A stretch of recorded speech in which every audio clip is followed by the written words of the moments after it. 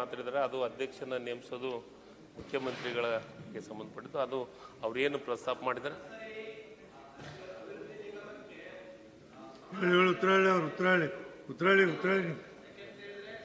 ಮುಖ್ಯಮಂತ್ರಿ ಆಗ್ಬಿಟ್ರೆ ಅವ್ರು ಗಮನ ವಹಿಸಕ್ಕೆ ಆಗೋದಿಲ್ಲ.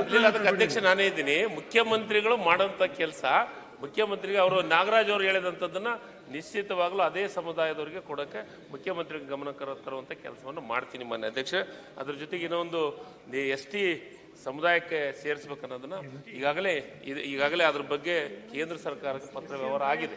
ಅದನ್ನು ಮುಖ್ಯಮಂತ್ರಿಗಳ ಗಮನಕ್ಕೆ ತಂದು ಮುಖ್ಯಮಂತ್ರಿಗಳಿಂದ ಪತ್ರದ ವ್ಯವಹಾರವನ್ನು ಮಾಡುವ ಕೆಲಸವನ್ನು ಮಾಡ್ತೀನಿ. ಭಾರತಿ ಶೆಟ್ಟಿ ಸಭಾಪತಿಗಳೇ, ಚುಕ್ಕೆ ಗುರುತಿನ ಪ್ರಶ್ನೆ ಸಂಖ್ಯೆ 434 ಮಾನ್ಯ ಸಚಿವರಲ್ಲಿ ಕೇಳಬಯಸುತ್ತೇನೆ. ಉತ್ತರವನ್ನು ಒದಗಿಸಲಾಗಿದೆ. ಸಭಾಪತಿಗಳೇ, ಉತ್ತರದಲ್ಲಿ ನಮ್ಮ ರಾಜ್ಯದ ನೈಜ ವಸ್ತುಸ್ಥಿತಿಯನ್ನ ತಾವು ಹೇಳಿದ್ದೀರಾ. ಇವತ್ತು ನಿಮ್ಮ ಈ ಅಂಕಿಅಂಶಗಳನ್ನೆಲ್ಲ ನೋಡಿದಾಗ ನಮ್ಮ ಕರ್ನಾಟಕ ಒಂದು 2ನೇ ಮರುಭೂಮಿ ಅಂತ ಹೇಳಿದ್ರು ಕೂಡ ತಪ್ಪಾಗ್ಲಿಕ್ಕಿಲ್ಲ. ರಾಜಸ್ಥಾನ ಅಂತ ಹೇಳ್ತಾ ಇದ್ದೇವೆ, ಅಲ್ಲೂ ಕೂಡ ಸುಧಾರಣೆ ತಂದರೆ ಇವತ್ತು ಬಹಳ ದೊಡ್ಡ ಪ್ರಮಾಣದಲ್ಲಿ ನಾವು ಬರಗಾಲದಿಂದ ಅನೇಕ ತಾಲೂಕುಗಳು ಪೀಡಿತವಾಗಿರುವುದನ್ನು ನಾನು ನೋಡಿದ್ದೇನೆ. ನಾವು ಏನು ಮಾಡ್ತೇವೆ ಅಂತ, ತಾವು ಏನು ಕುಡಿಯುವ ನೀರಿಗೆ ಬರಗಾಲದಲ್ಲಿ ಯಾವ ರೀತಿ ಪರಿಹಾರವನ್ನು ಕೊಡ್ಬೋದು ಎನ್ನುವುದರ ಬಗ್ಗೆ ಕೂಡ ಅನೇಕ ನೀರನ್ನು ಕೊಡೋದು ಟ್ಯಾಂಕರಲ್ಲಿ ಮತ್ತು ಕೊಳವೆ ಬಾವಿಯನ್ನು ತೆಗೆಯುವ ಬಗ್ಗೆ ಕೂಡ ಉಲ್ಲೇಖವನ್ನು ಮಾಡಿದ್ದೀರಿ. ನನಗೆ ನನ್ನ ಈ ಪ್ರಶ್ನೆ ಹಾಕಲಿಕ್ಕೆ ನನ್ನ ಮೊದಲ ಕಾಳಜಿ ಯಾಕೆ ಅಂತ ಹೇಳಿದರೆ, ಇವತ್ತು ಮಹಾರಾಷ್ಟ್ರದಲ್ಲಿ ಟ್ಯಾಂಕರಲ್ಲಿ ನೀರನ್ನು ಕೊಂಡು ಹೋಗುವಂಥ ವ್ಯವಸ್ಥೆ ಆಗಿದೆ. ಆ ಸ್ಥಿತಿ ನಮಗೆ ಬರಬಾರ್ದು ಅಂತ. ಇವತ್ತು ಬರಗಾಲ ಬಂದಾಗ ಅಂದರೆ ಬೆಂಕಿ ಬಂದಾಗ ಬಾವಿ ತೋಡಿದಂಗೆ ಆಗಿದೆ ಈ ಎಲ್ಲ ವ್ಯವಸ್ಥೆಗಳನ್ನು ಮಾಡುವಂಥದ್ದು. ಇವತ್ತು ಒಂದು ಕಾಲದಲ್ಲಿ ಅಟಲ್ ಬಿಹಾರಿ ವಾಜಪೇಯಿ ಅವರು ಕರೆ ಕೊಟ್ಟರು ದೇಶಕ್ಕೆ, ನಾನೊಂದು 10% ಒಂದು ಕೊಟ್ಟರೆ ನೀವು 90% ಹಾಕಿ ನೀರಾವರಿ ಯೋಜನೆಯನ್ನು ಲಿಫ್ಟ್ ಮಾಡಬೇಕು, ನಾವು ಕುಡಿಯುವ ನೀರಿದು ಇದಾಗಬೇಕು ಅಂತ. ಅದೇ ರೀತಿ ಇವತ್ತು ಕೇಂದ್ರ ಸರ್ಕಾರದ ಭುವನ್ ಯೋಜನೆ ಇದೆ.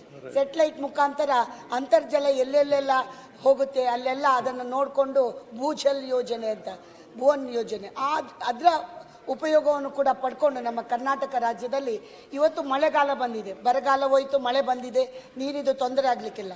ನಮಗೆ ಸೆಟ್ಲೈಟ್ನಲ್ಲಿ ಗೊತ್ತಾಗುತ್ತೆ ಎಲ್ಲೆಲ್ಲಿ ನೀರು ನಿಂತಿದೆ, ಇವತ್ತು ನದಿಗೆ ಎಷ್ಟು ನೀರು ಹೋಗುತ್ತೆ, ಈ ಮಳೆ ನೀರು ಪೋಲಾಗದಂಗೆ ಹೇಗೆ ನೋಡ್ಕೊಳ್ಬೇಕು. ನಾನು ನೆನಪು ಮಾಡ್ತೇನೆ ಬೈರೇಗೌಡರನ್ನು, ಕೃಷ್ಣ ಬೈರೇಗೌಡರು ಇಲ್ಲೇ ಇದ್ದಾರೆ. ಅವರ ತಂದೆಯವರು ಗ್ರಾಮೀಣಾಭಿವೃದ್ಧಿ ಸಚಿವರಾದಾಗ ಚೆಕ್ ಡ್ಯಾಮ್ಗಳನ್ನೆಲ್ಲ ಮಾಡಿದರು.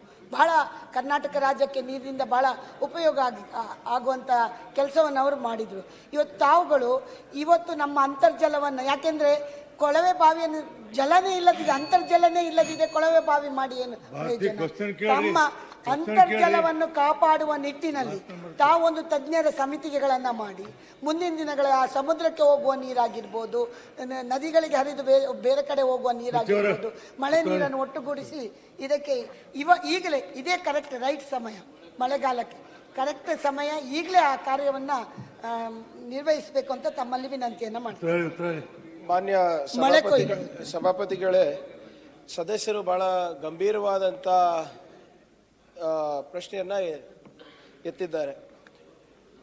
ಇದು ನಾವು ಚೆಕ್ ಡ್ಯಾಮ್ ಮಾಡೋದ್ರಿಂದ ಅಥವಾ ಮಳೆಗಾಲದಲ್ಲಿ ನೀರು ಸಂಗ್ರಹಣೆ ಮಾಡೋದ್ರಿಂದ ಇದಕ್ಕೆ ಪರಿಹಾರ ಆಗೋದಿಲ್ಲ ಅಧ್ಯಕ್ಷರೇ. ಮಾಡಿದ್ದೇವೆ, ತಾವು ಹೇಳ್ದಂಗೆ ಚೆಕ್ ಡ್ಯಾಮ್ ಮಾಡಿದ್ದೇವೆ, ಸೋರ್ಸಸ್ ಕಾಪಾಡುವ ನಿಟ್ಟಿನಲ್ಲಿ ಕೆಲಸ ಮಾಡಿದ್ದೇವೆ. ಆದರೂ ಕೂಡ ತಾವು ಹೇಳ್ದಂಗೆ ಇಡೀ ರಾಷ್ಟ್ರದಲ್ಲಿ ರಾಜಸ್ಥಾನ